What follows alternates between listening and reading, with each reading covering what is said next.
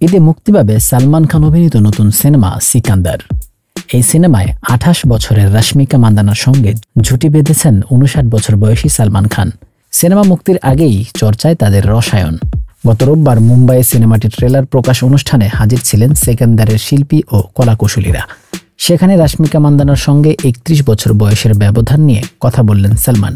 Mumbai সিকান্দারের trailer লঞ্চের অনুষ্ঠানে রাশমিকা ও সিনেমার অন্যান্য কলাকুশলীদের সঙ্গে হাজির ছিলেন সালমান খান। এসেছিলেন তার বাবা সেলিম খানও।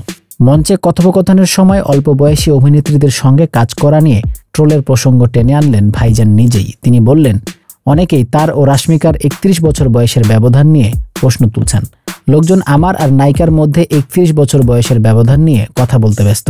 তবে নায়িকার যদি কোনো সমস্যা না থাকে, তার বাবারও যদি কোনো সমস্যা না থাকে, তাহলে আপনাদের সমস্যা কোথায় ভাই? যখন ওর বিয়ে হবে এবং ওর মেয়ে হবে, তখন আমিও ওদের সঙ্গে কাজ করব। মায়ের অনুমতি তো পেয়েই যাব।